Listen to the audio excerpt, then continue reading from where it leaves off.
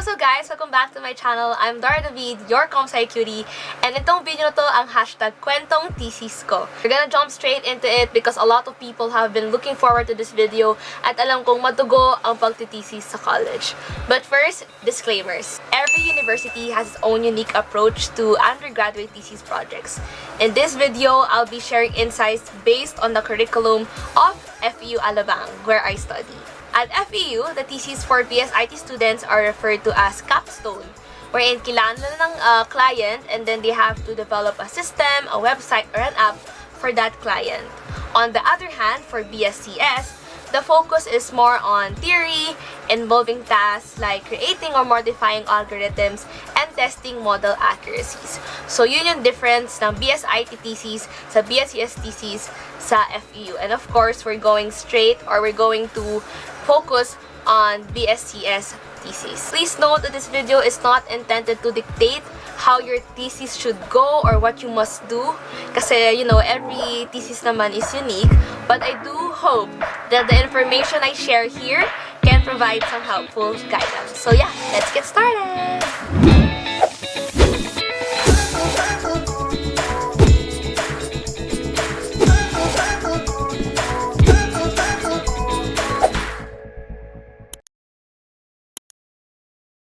Okay, let me walk you through the timeline of my thesis. So, we'll refer to each phase as terms, each spanning 3 months. In the first term, we tackled this title proposal stage. So, during this phase, we had to generate 3 potential titles for our thesis. Then, we have to defend our choices, explaining why we had selected these particular topics. So once our panelists decided on the title they preferred, we moved on to the next stage. In the second term, we focused on research. Now na nakapili na yung mga panelists tatlo, we're gonna dig deeper into that chosen topic. Think of this phase as this planning stage on how you're gonna develop your project. Kasi sa defense nyo, sa second term, dito nyo ipaglalaban yung mga napili nyong algorithm, sampling methods, and other components related to your topic. The third term was all about development. Nandito na yung coding. And yes, we only had 3 months to train models, create interfaces, conduct surveys, and many more. So, isa to sa mga pinakamahirap na phase or stage na ma-experience sa thesis nyo. At pagdating naman sa defense ng third term, i-defend nyo na dito yung buong entire project from chapters 1 to 4. And when it comes naman sa fourth term, wala na kayo masyadong gagawin dito kundi mag-prepare sa research conference kung saan maglalaban-laban ang different courses and different groups. Nandito na yung mga pitching and awarding. So instead of defense dito, ang meron dito ay pitching competition. Okay, now that you guys know the whole timeline of my thesis, let's focus on first term title proposal stage. Honestly, ito yung pinaka-draining at pinaka-nakakapagod na stage sa buong thesis journey ko. To the point na every time nag-meeting kami ng groupmates ko, nagkakaroon ako ng headaches.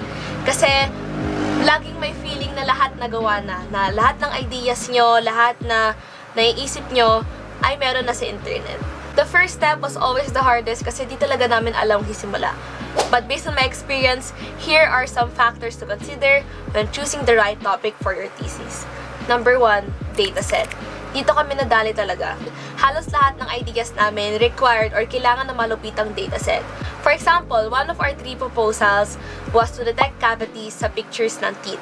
So, kunyari, may lumabas na ngipin, kailangan ma-detect nyo yung mga cavities doon at anong klaseng cavities yun nandoon. But then, we realized we had to gather thousands and thousands of pictures of teeth with cavities and then train them using machine learning. So, saan naman kami kukuha, diba, ng mga pictures ng teeth with cavities? Merong mga websites like kaggle.com kung saan may mga dataset talaga, pero minsan wala doon yung mga hinahanap namin.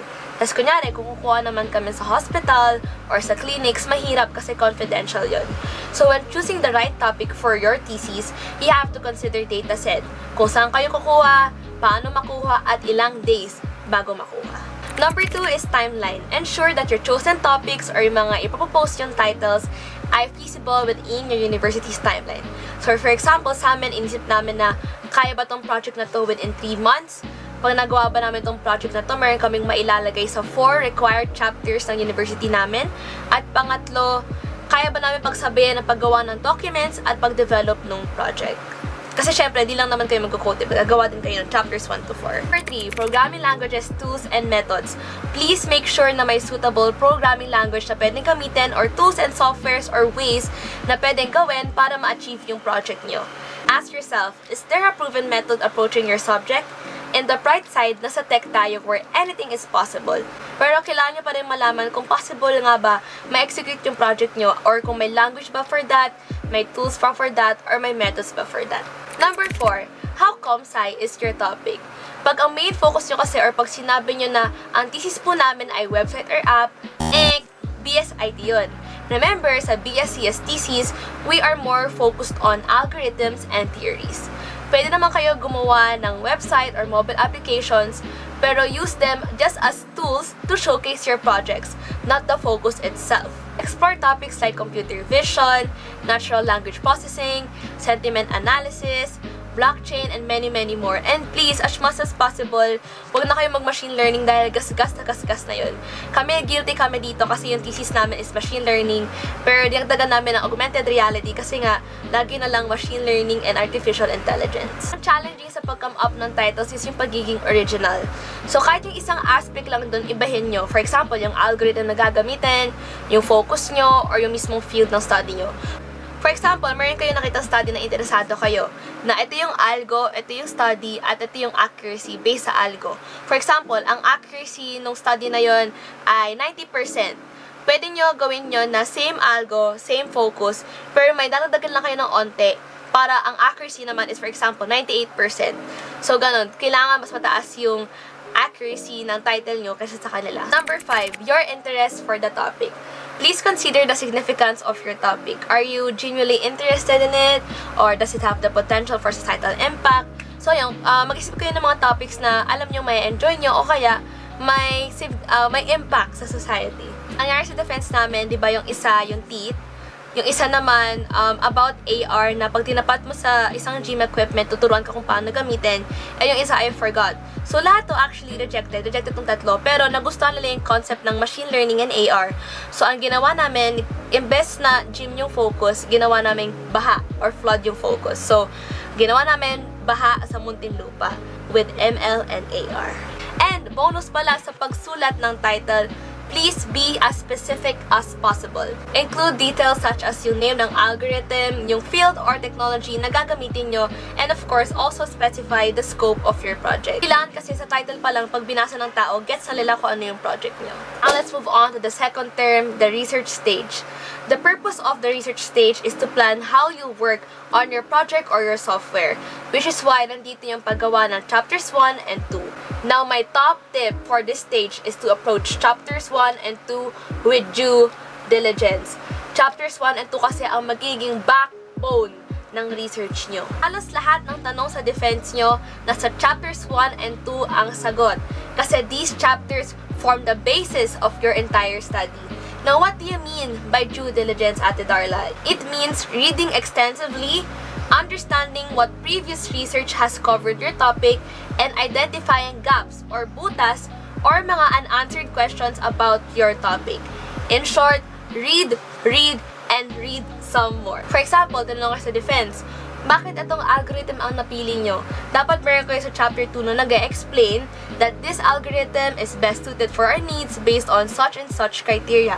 O kaya, pag tinanong kayo, bakit Android ang napili nyo? Pwede nyo sabihin na meron kayong reference sa chapter 2 na kunyari, ang mga tao sa Muntinlupa or mga nakatira sa Muntinlupa ay halos lahat ang ginagamit nila Android. Parang ganon. Also, sa Chapter 1, please ensure clarity in your general and specific objectives and scope and limitations. Dahil sa defense, mostly nakafocus yan sa objectives, scope, and limitations. Kaya wag na wag yung mememahin yung tatlong yun. Your specific objectives must cover the general objective as a whole, and for scope and limitations, please be as specific as possible. Kasi kunyari, tatanungin ng panelists nyo, bakit hindi ito yung ginawa nyo? Pwede nyo i-state sa scope and limitations nyo na parang dito muna yung focus namin na nakalagay sa limitations, ganyan, ito muna yung scope, ganun. In terms of your RL, please prioritize recent studies. Avoid outdated ones and try to include local research as well.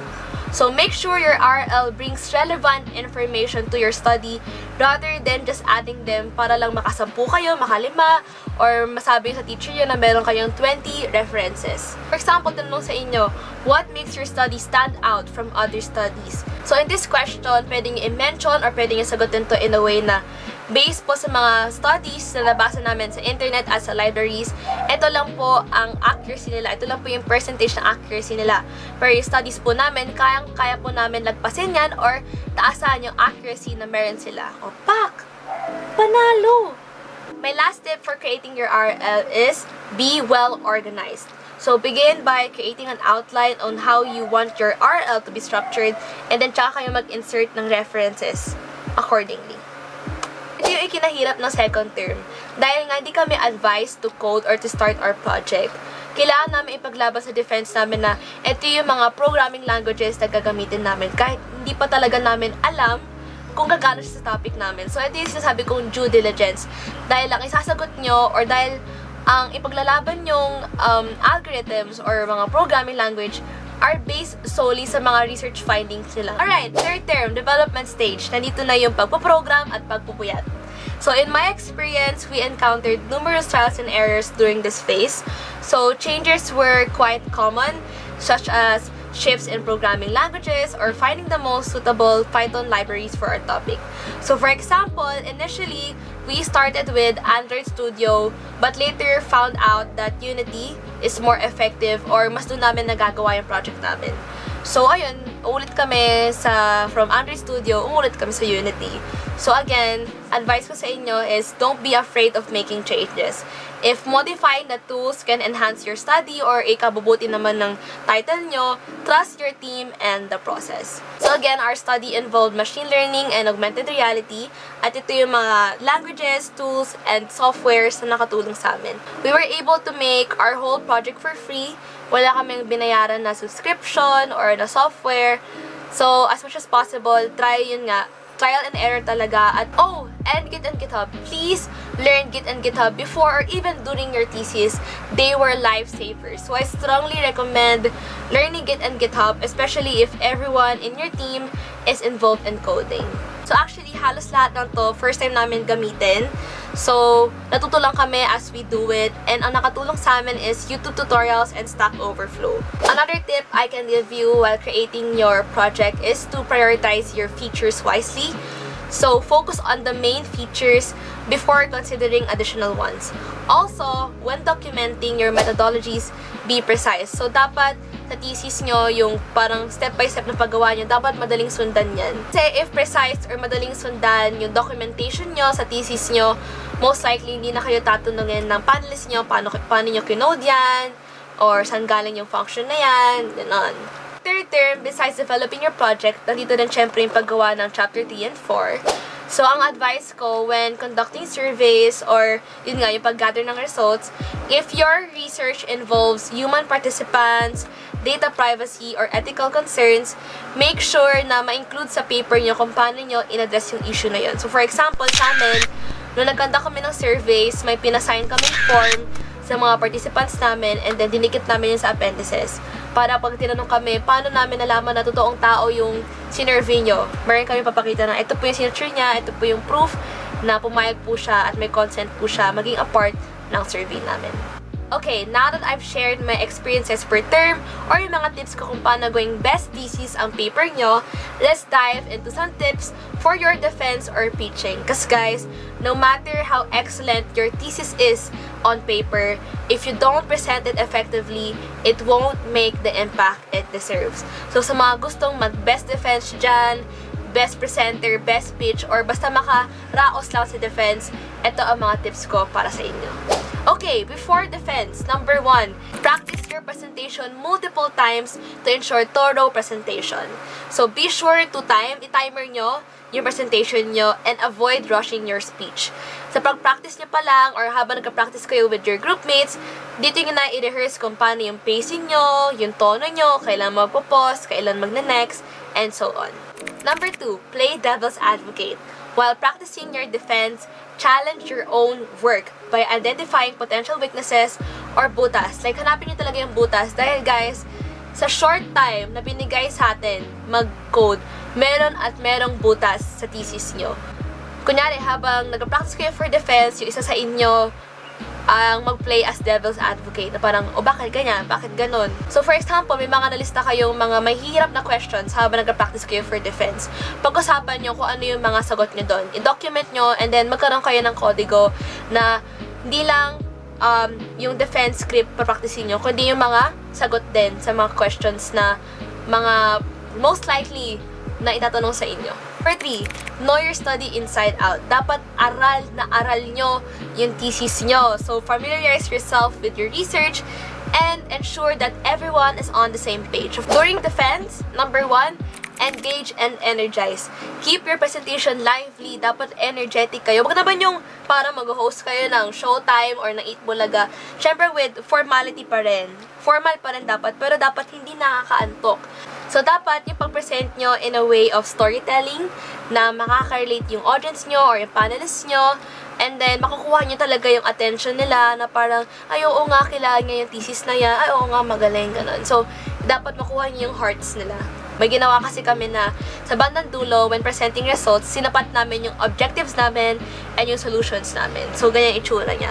Para mas magkaroon ng recap yung panelists namin or yung audience namin na ito yung objectives namin at ito yung way kung paano namin siya na-solve. Guys, pagkatapak mo pa lang sa stage or sa harap, mararamdaman na ng panelists nyo or ng audience nyo yung vibe nyo. So, kung umapa ka sa stage na nanginig-nginig ka, mararamdaman nila yun. Parang, ay, kinakabahan to, ay, hindi to confident. So, yung sa kaba, hindi naman siya mawawala, but do your best to hide it. How? Confidence, posture, hand gesture, eye contacts, and then smile. Now, during Q&A, number 1, encourage questions. Invite panelists to ask questions during your presentations, and guys, remain polite. Be open to constructive criticism and show a willingness to learn. So, for example, sasabihin namin, after namin ng presentation, sasabihin namin, thank you so much. If you guys have any questions, panelists and audience, feel free to ask, don't hesitate. Ganon.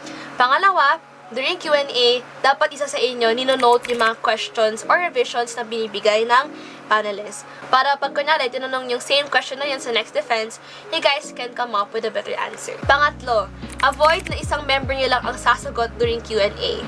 Pwede naman kayo maghati-hati na kunyari if about sa programming, sa lead programmer ibibigay, o kaya pag tungkol sa algorithm specialist, o kaya sa pag-oversee ng buong project, ang sasagot ay yung project manager or yung leader nyo. Kasi ang pangit sa paningin na isa lang ang sumasagot sa Q&A. Number 3, eliminate uncertainty words. When answering, avoid using expressions like I think ganyan po, baka po kasi ganyan. So, maintain a confident and assertive tone when answering. And then next is, don't accept any changes suggested by the panelists unless discussed within your group. Huwag kayo magde-decide mag-isa. Minsan kasi ang gagawin ng panelists, sinatest lang nila kayo or yung isa sa inyo kung kakagat sila sa suggestions niya. Kahit okay naman na talaga yun nasa study nyo. O kaya, tinatest ng panelists kung isi-state nyo ba yung limitations or scope ng study nyo. Remember na yung defense and Q&A is not an attack to your study. We often misconcept kasi na yung defense, kakalabanin kayo or gigisayin kayo, but it's more of an opportunity to showcase your expertise. So, syempre ako, may pagkadelulu. Ang ginawa ko, iniisip ko habang defense or pitching, parang na ako ini-interview ni Boy Abunda, tapos interesado sila sa thesis namin, gano'n, o kaya gusto nila bilhin, na parang genuinely interested lang sila sa naging study namin. You guys know what's best for your thesis, okay? You guys have dedicated 9 months to studying your thesis, developing your code or yung project nyo, kaya kayo pinaka-nakakaalam ng thesis nyo. Huwag kayo papatalo. Unless talagang mas ikabe-better ng thesis nyo yung suggestion ng panelists. Okay, after every defense, what we do is we reflect and we have this debriefing session. So, i-discuss namin yung mga necessary revisions, i-delegate na namin na, okay, ikaw dito sa revision na to, ikaw dito sa revision na to. We also analyze what went wrong during the defense, what can be improved, and how to prepare for your future presentations. Now, let's talk about groupmates because theses can make or break friendships. Ang number 1 tip ko in general sa groupmates is please work together. Communicate and compromise when necessary to maintain a healthy team dynamic. Practice na rin to, guys, kasi ganito rin pag working na. You guys are gonna be in a team. Another important thing when it comes to group mates is choosing the right thesis advisor or mentor. When choosing the right thesis advisor or mentor, piliin nyo yung alam yung todo support system and really believes in you guys. At hindi lang yung para may masud lang kayo sa papel, at hindi lang nandoon as a placeholder or para lang makapasa kayo. So, thesis advisor namin ng group ko. Actually, nung batch namin, ayaw niya na talaga maging thesis advisor because he wants to focus on something else. Pero sabi ko talaga, nung third year pala ako, sabi ko, Doc, kahit sinong groupmate ko, ikaw talaga ang gusto kong thesis advisor. Sabi sa akin, Darla, papayag lang ako maging thesis mentor nyo. Pag number 1, ilalaban niyo yung study nyo sa competition outside of school. At pangalawa, mananalo kayo as best thesis. Without hesitation, without even thinking, or without doubting myself and my groupmates, I said, Doc, okay po, promise ko po yan, mananalo po kami ng best thesis at ilalaban po namin yung study namin sa outside of school competitions. At dahil doon, hindi nawala talaga yung pag-focus namin sa goal. At yun, dahil sa manifestation, sa trust, and yung feel namin yung support at tiwala ng thesis mentor namin, nagkatotoo yung promise niya. Kay Doc, bago every defense namin, tatry niya talaga kami i-push sa limits ng study namin para maharap namin lahat ng butas to the point, mas mahirap yung mock defense namin sa actual defense. So, that's why I've been telling you guys na important din ang pagkakaroon ng mabuting mentor or ng thesis advisor. Para naman sa roles and pag-assign ng tasks or delegations namin, what we did was first we assessed our strengths and weaknesses, then decided what roles and tasks to give each other. Now, one of our strict rules, as in promise talaga namin sa isa't isa, is to seek help and never solohin ang task namin unless kaya naman solohin. So, effective collaboration, communication, and pag-compromise are what really worked for us. Our tip about groupmates is to have regular meetings. You can schedule at least one meeting per week to keep communication flowing within your team.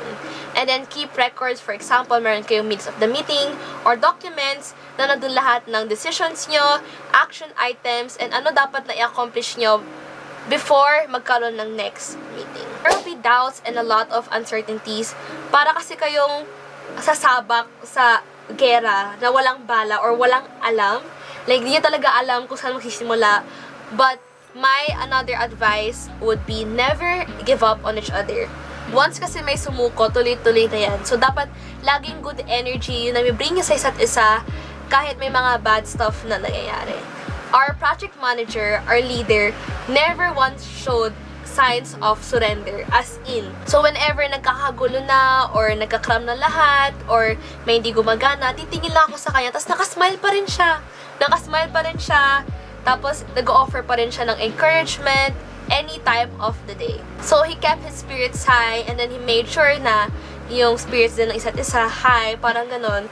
So, doon ko na-realize na kahit hindi yung leader nyo, but it truly takes one person to turn things around. So, sa mga leaders dyan, di naman porket leader kayo na yung gagawa lahat, or kayo yung mag-uutos, or overseeing lang. It's also about, it also involves maintaining morale. Magtiwala ka sa skills mo, sa groupmates mo individually, sa capability ng group mo sa team, sa research process nyo, at of course, kay Lord. Now, this is a question I've been getting, and it's how to handle pabigat na teammates. Okay, number 1, begin by again compromising and finding tasks that the pabuhat can handle. So, kahit maliliit na task muna or mga hindi masyadong magulong task, ibigay yun sa kanya. And ensure that these tasks contribute to the project's progress, even if they are relatively minor. Basta may magawa lang siyang kahit maliit na naka-assign sa kanya, kung marami naman, it will add up into something big.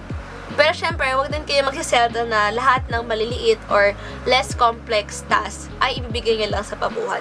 I'm just saying, you guys can start with that. Kausapin nyo directly yung pabuhat. I-express nyo yung expectations nyo sa kanya and the importance of their contribution. You can also assign a task with a specific time limit and monitor their progress. So, if the task is not completed, have an open conversation to understand the reasons for non-completion. And of course, give a second chance. Pero, after the second chance, kung wala pa rin, please consider reporting to your thesis advisor or yung professor nyo So, seek guidance or intervention from them to address the problem. And then, lastly, ang maibibigay kong tip kung paano mag-handle ng pabuhat, tanggalin nyo. Charot. Explore the possibility of finding a new groupmate, but make sure before nyo tanggalin or before kayo mag-explore ng better groupmate, ensure na ikabubuti ng group or ng thesis nyo yung magiging decision nyo. Okay, we're done with per term, we're done with talking about defense, pitching, and presentation tips, as well as groupmates. We'll be moving on to some extra tips na lang that I can give you before ending the video. Number 1 is to utilize project management on collaboration tools like Notion and Trello to keep your work organized and streamlined. Again, this can also help to keep everyone on the same page. Number 2, of course, effective time management. Manage your time efficiently, especially if you have other commitments such as organizations or part-time jobs. So during my thesis, meron akong part-time job and I was the president ng isang org. So talagang todong time management ang kinailangan ko. So ayun. Number 3, set soft and hard deadlines. So establish both soft and hard deadlines to help you guys stay on track. Example, sabi ng professor nyo, ang deadline ng chapter 3 ay sa 20. So, you can set a soft deadline for the 15th to ensure na by the 15th ng month na yon, meron ng draft lahat. Tapos, may group meetings kayo na i-revise na lang yon. And then, ang hard deadline or dapat makasubmit kayo by the 19th. So, ganun yung ginagawa namin. May soft and hard deadline. Pero usually, ang best practice namin is kahit soft deadline pa lang, nakapasa na kami. And of course, my last extra tip is to prioritize rest. So, hindi talaga ma-avoid yung late nights, yung puyat, pero remember to prioritize rest for your well-being. If I could turn back time, there are a few things I would have done differently in my thesis journey. Number 1 would be to start brainstorming ideas and potential topics much earlier, as in 3rd year pa lang, or 2nd year pa lang. Because early brainstorming would have allowed me or my groupmates for more research and exploration of different directions, tools, and methods. So, kakatanong ko lang sa groupmate ko, he found out after everything, after all the thesis stuff, he found out na yung isa namin ginagawa sa isang software ay kaya pala sa Firebase, which is gamit din namin. So, all this time, kaya na pala sa Firebase lahat, pero gumamit pa kami ng isang software. So, kaya namin hindi siya naagapan agad dahil kulang kami sa time mag-research. Another thing na if I could turn back time is I would have focused on improving pa sa time management and setting clear milestones to ensure a smoother workflow throughout the entire process. Kasi di talaga namin naiwasan yung pag-cram pa rin, paghabol ng mga signatures ng prof, at iba pa. It's important to remember that while achieving awards and recognition is undoubtedly a remarkable accomplishment, what really matters is the journey itself. For me, the journey itself was the ultimate reward. So, the late night breakdowns, the pangungulit ng signatures from professors, the tiring transcriptions of hour-long interviews, and the frustrating programming challenges, these are the experiences that shaped me and made me stronger. So, sa mga magsisimula pa lang ng kwentong thesis nyo sa computer science, my last advice is simple. Embrace the challenges, for they are the stepping stones for your greatest achievements. Pak, Miss Universe! Pero yun, good luck guys! Kayang-kaya nyo yan. If you made it to this part of this video, thank you guys so much.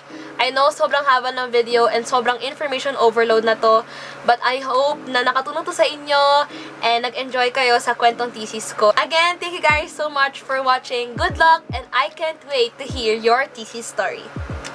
Bye!